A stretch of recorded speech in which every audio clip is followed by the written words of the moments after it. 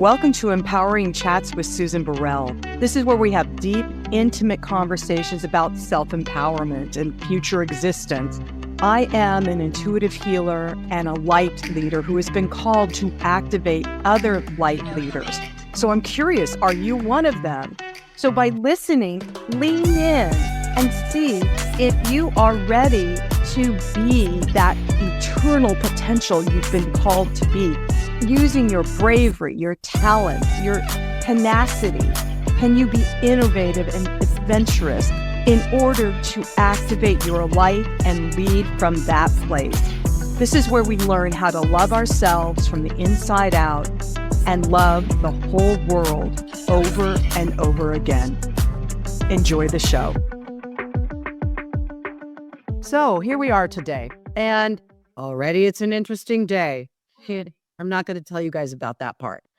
But what's interesting in this conversation that I'm about to have is this woman who has, first of all, I got chills. Oh man. She has I was going to say wonderful. I don't know if you would call that wonderful though, Caroline, but a really amazing story of her life and how it brought her from who she was or pretended to be to who she is now. So I want to welcome fellow podcaster Rena. Caroline, thanks for joining me. Thanks. I'm just going to correct you. It's Rena because I was named after an ant, but we got to stick with that piece of it. But that's okay. Thank you so much. I really appreciate being here, and I'm excited to share and have a conversation with you about whatever comes up. So yeah. So what I would like you to share first is part of your history, because you're ex-military, and then how coming out of the military you began to tap into your divine gifts that are now your focus and your area of service. So let's just hear a bit of the military story. Okay. Well, I mean, it's not what I can explain to you from my healing journey and my healing process is it's not just one thing. It's not the military specifically. It for me, apparently I chose this trauma journey, right?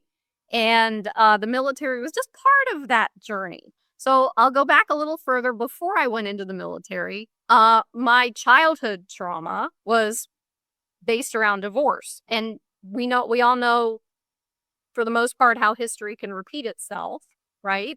So the childhood trauma, because of the way I was raised or not, in some ways, not nurtured, led into, obviously, the experiences I had throughout my life. And so I joined the military. I went into the Army to make my father proud of me. Oh, wow. Isn't that always works every time, doesn't it? Good start. I know. Right. And so it didn't, obviously. But I went into the medical field, and initially I enlisted, and then I got out after basic training, and then I went back in again because that was the next part of my trauma journey or lesson, whatever you want to call it, where I left the military, which was probably a good idea at the time, to marry my first husband. Mm-hmm. Okay, so that was on the forefront of my mind. Oh, two beautiful children. And what was interesting about that was that led into the next part. So my military journey was, I'm not a combat veteran. I was always sending people because of the medical field and the work I did. I sent soldiers through processing out to wherever they were going to go, right? And so that part wasn't the trauma. The trauma for me ended up being what they call military sexual trauma and harassment. So my boss, my commander, all these people, because I didn't know how to stand up I did my best to stand up, but it's hard back in those days, it was really hard for me to do that because I didn't have that self-esteem. or any of the things that I've walked through to get to, sort of thing. So I dealt with that. Now, at the same time that I was being harassed and traumatized in the military, I was also going through something called parental alienation, which most people don't know what that is. But basically, what it is in a hostile divorce situation, or it can happen in an intact family. There's usually a narcissist and an empath, which they've done research on to prove that get attracted to each other. And so the narcissist, and fortunately for me, because this happened for me and not to me, I went through that whole thing. My entire family, my ex-husband, and everyone what they call triangulated into the story, is his story, became the people that helped to lie to or not tell the whole truth to my children. And in essence, the children, what they do is they end up pushing the other parent out of their lives, which is not normal or natural for children to do. Right. So But they've been manipulated right now, and subtly traumatized in there because they're kids. They just don't even know that they're going through trauma. exactly, because children just naturally soak in from the people that they are with. And I wasn't able to be there because at the time, being in the military, my ex-husband had moved to Virginia and I was up there. So I came down to Virginia at first every weekend, and little by little by little, they manipulated it to the point where my kids started saying, I don't want to see you anymore.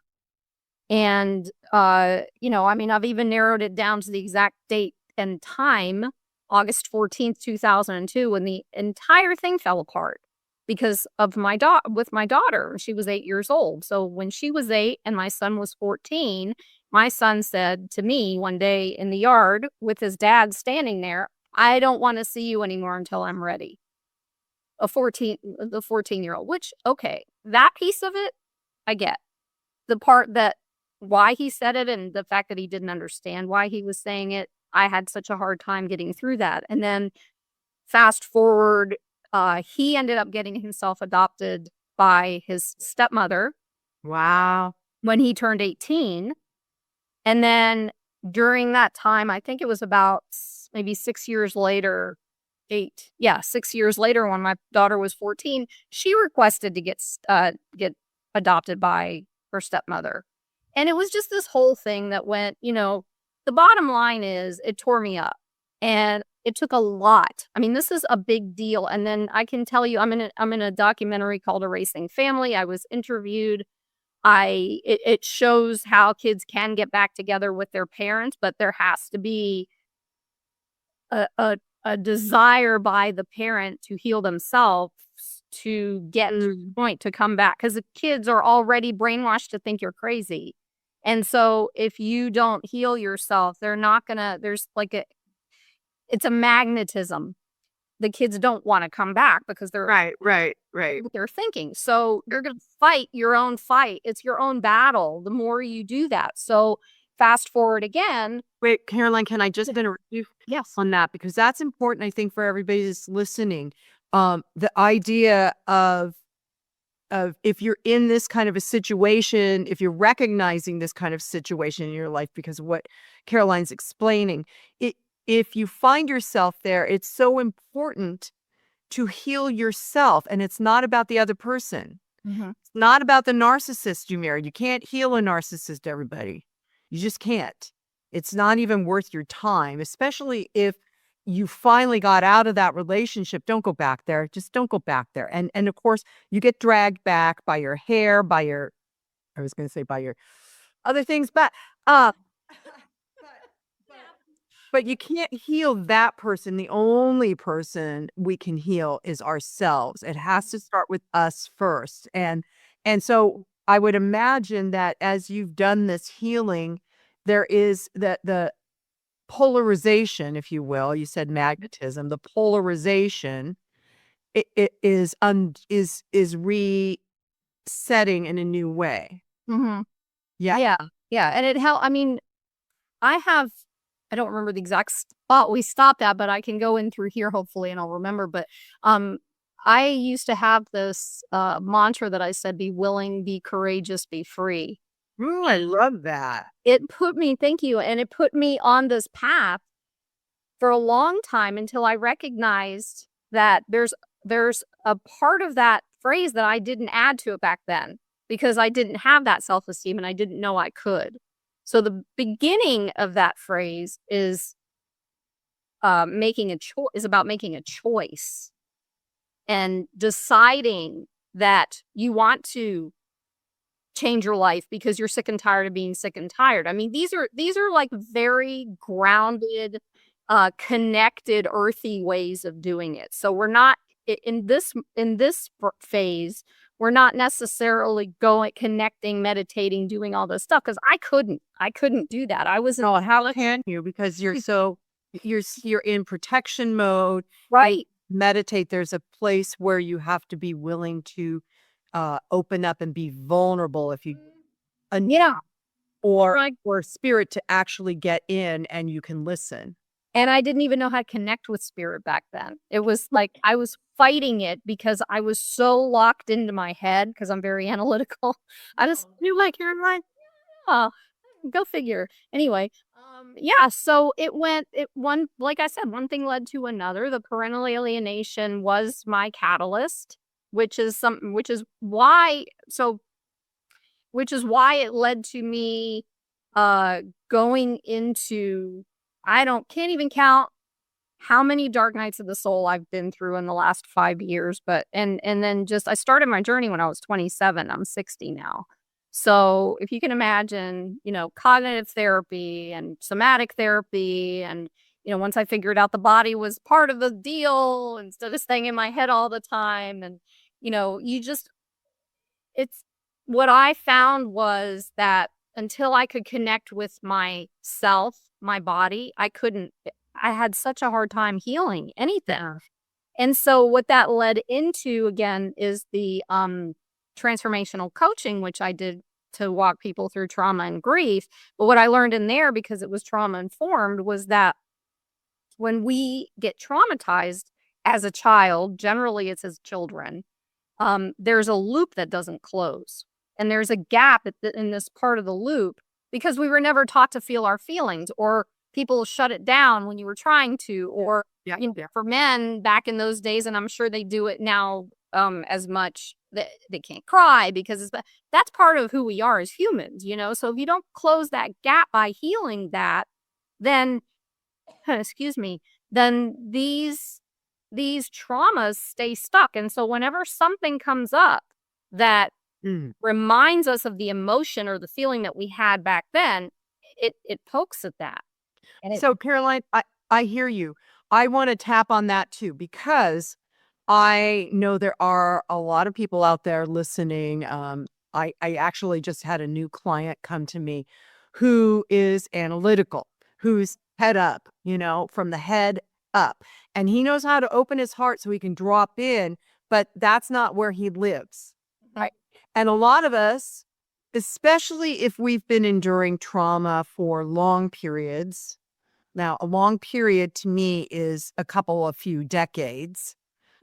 If we've been experiencing trauma that long, getting to the heart, dropping out of the head is near impossible because the head is trying to help us figure out how we get out of this trauma, or how do we live with the trauma, or it's trying to solve a solution, solve a problem, and you can't do it from the head. You have to do it from the heart. You have to do it from your inner wisdom. And the idea that you did cognitive therapy and somatic therapies, and these are, you guys, if you don't know about it, you need to look it up. I have a great somatic healer. I'll put his contact in the show notes. Because I didn't know, like you were saying, I didn't know that this stuff in my body, like I was hiving for an entire year when I went through divorce. I didn't know that that was in relationship to my ex, to my marriage, I didn't know any of that. It was just a symptom. It was just a physical experience. So you guys, when you do somatic healing or cognitive therapies, it helps you drop from the head to your body. You have to really begin to listen to your body. And like I said, and what Caroline's saying, we aren't taught that. That's that loop you're talking about, right, Caroline? That doesn't close because we weren't even taught that. And chances are our parents weren't taught that. And their parents weren't taught that. And that brings me to the last part of my discovery. That was a great segue.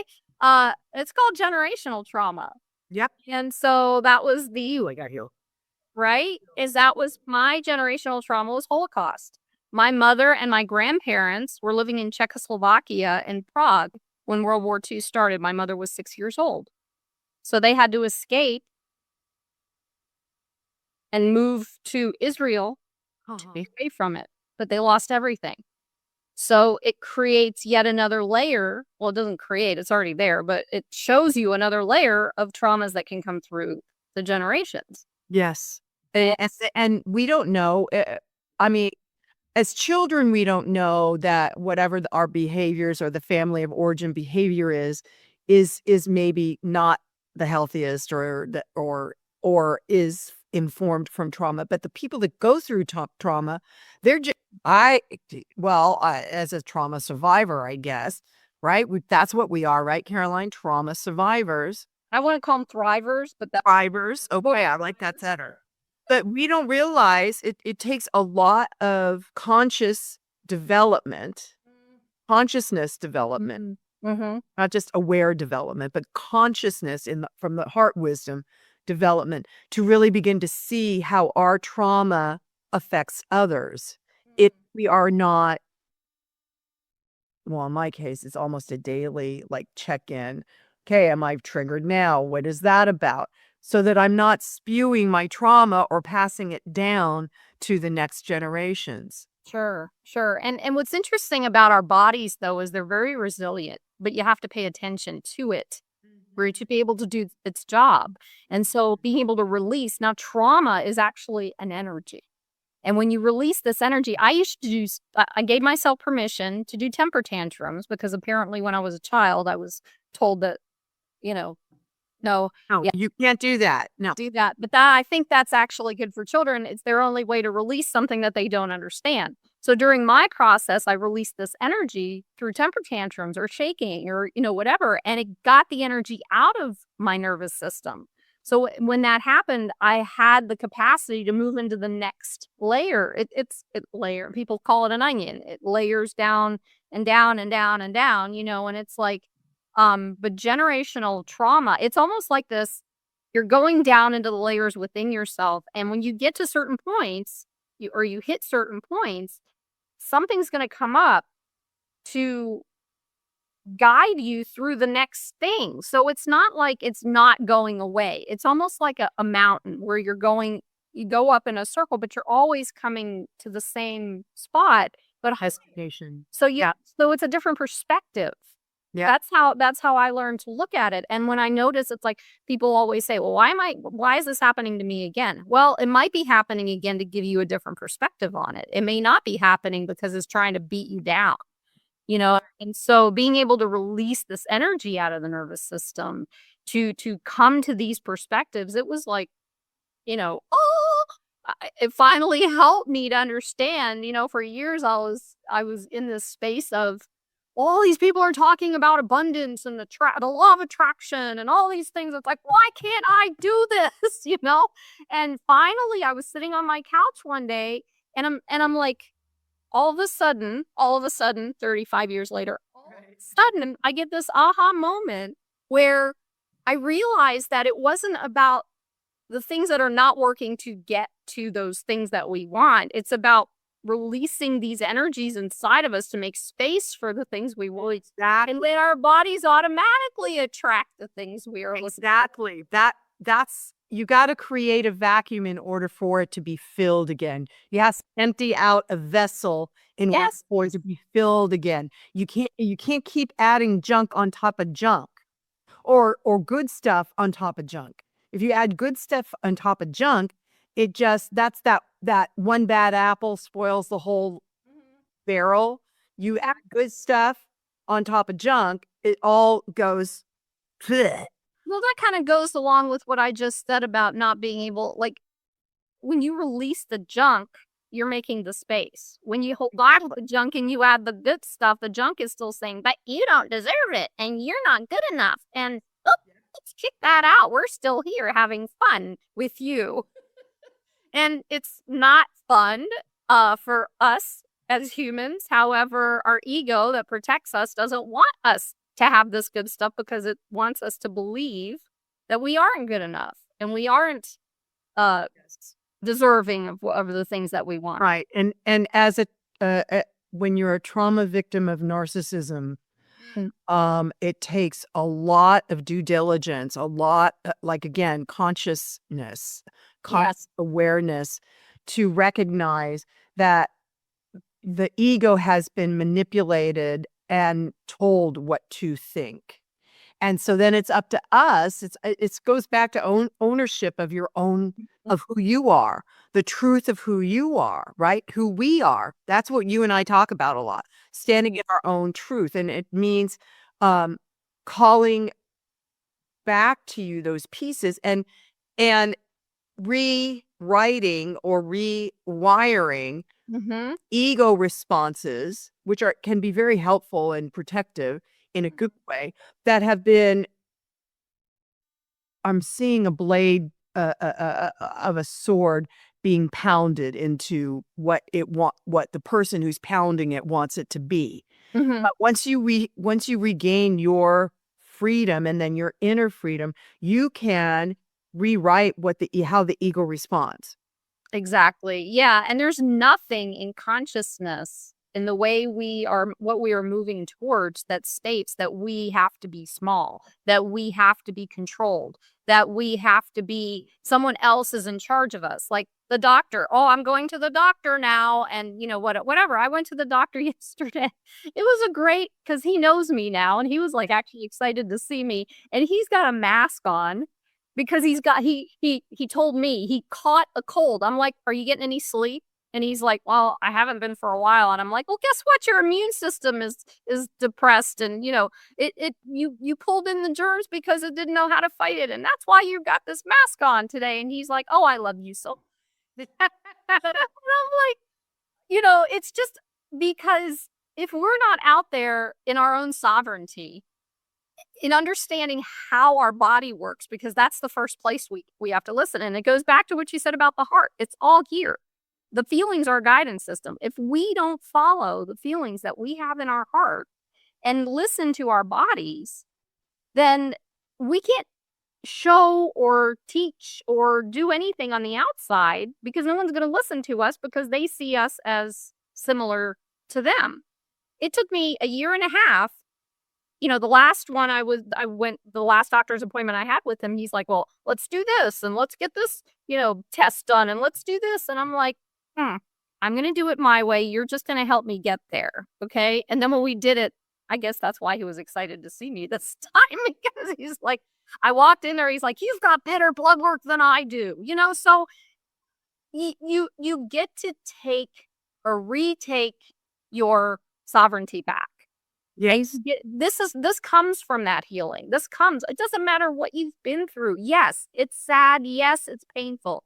Yes, it's, can be over the top. Trust me, but when you take your sovereignty back and you have that control within yourself, rather than the way it used to be for me is feeling so out of control. I had to be in control of everything outside of me. I'm sure. Which is what happens. That's a natural response, actually, to somebody who's experiencing trauma. Right. Exactly. It's move into the control behavior. Yeah. And the thing is, though, is that when we are in our own power, when we create this power for ourselves, nothing outside of us, I mean, it can affect us, sure, but we have a different response to it. We create this response where it's like, you learn your tools, you go and do your tools. Yeah. And then you come back and you're like, I was telling you before we got on about this fun experience with the full moon and, looking at stuff online and apparently I was supposed to see all this stuff. And I was like, I just took my tool of yelling, even in the middle of the night, of yelling and saying, I'm not doing it this way anymore. Whatever it takes to get it out of you. and declare that. And then when it comes out, like, I feel so much better today, even after going to bed too late, like I normally do. But there was the full moon, that created a keeping up type of thing anyway last night. So all this stuff happens to us for a reason. Yeah. And the reason is to uncover that truth. And we just have to be aware of that, I think. Yes. And become aware of it, which is also Yeah. part of why it's happening. Like Yeah. you Yeah. started to say at the beginning, all these different components of your journey, healing and trauma and all of that. So, Caroline, Mhm. your mantra again, because I think it's, excuse me, I think it's very powerful. Be willing, be courageous, be free. And all of that is a choice. All of it's a choice and a declaration or a decision. Mm-hmm. Because if you don't make a decision, I think the decision actually comes before the choice. The second you make a decision, providence comes in and starts changing your life. It's not the choice you make. It's not the stuff that comes after, but it's the decision and the stepping into that decision and then making the choice. The choice says, as to what, and not making a choice is a choice too. So, Right. It's very true. yeah. It's very true. And people that have been traumatized often choose not to make the choice. Right. Well, you can't. It's almost like your entire sense. Okay. For me, what it did was I knew I was smart. I had a feeling that I was powerful. But because of everything that I was told, and then when I grew up, I started repeating all this stuff in my head about myself, about the not good enough and all that. It led me away from that. And it kept me from stepping into that power. And I can't, and I couldn't. It was like I'd try to try. I would try to step in, and then I'm like, no, no, no, no, no, But little baby steps. It's all about little baby steps and willingness to do this. That's what got me through. So I have a question for you, Caroline. Sure. Because you mentioned at the beginning that your parents are narcissist and an empath. My parents, yes. Actually, that was about my parents. Father who was a narcissist, or your? Oh, my father was the narcissist. Well, my mother was a narcissist also, but she was a unhealed empath. So my father was in the military and was very they both had this attraction within the empath space, but his controlling piece was more prevalent. But my mother was still a narcissist because she parentified me when I was little, but her empath came out also. So it was like a mix. I kind of. So I have a question then. My question is, did your mom, was she the main person saying, don't be empathic to you? Don't, in signaling or suppressing you?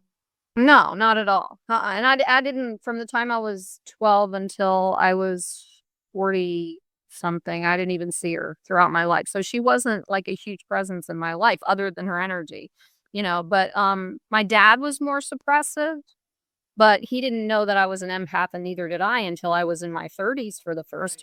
Which often is when we become aware of that.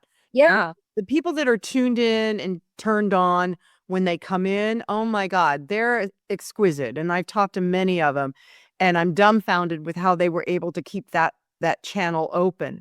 But most of us who are empathic, we develop our intuition a little later in life because we finally give ourselves, like you did, be willing, be courageous, be free, the choice to do it. Yeah. Sometimes it takes a lot of, life lessons to get to that place where okay, you know what? I'm going to explore this stuff. I'm going to explore my clairvoyancy. I'm going to listen to all those angel voices in my head or whatever. Yeah. And investigate it. What is that about? But it takes having some life to have been led first, I think. And yes, and that's what I got from my mother, though. But I also believe, the angels and she was a massage therapist. I mean, we had a lot in common from her life, within that realm, within empath, within the healing modalities, within all that stuff, But she was so traumatized from World War II that she didn't even know how to be a mother. So I believe that. yeah. So it wasn't an easy, and again, I was going to say, I believe we pick our growth processes. I believe that there's this, somehow we pick the things that we want to experience, and we don't necessarily get there in a certain way, but we get there. And when we get there, we have, oh, now we get to heal from this. That's why these things, that's why I keep saying it happens for us to heal, to grow, rather than happening to us. Because when you believe that things are happening to you, you become a victim and you start blaming everybody else. But then you lose your sovereignty. That's why I brought that in there. And if you're blaming everybody else, you're so busy in everybody else's world that you forget about yourself. Exactly. I've done this. That's why I'm saying it. Exactly. Yeah. So again, Evelyn, your podcast is called Awakening Soul Divinity. Can you just speak briefly about what you're doing with that? Yeah. So I kind of noticed that in the last year and a half, I've worked through some things to get to starting this podcast in October.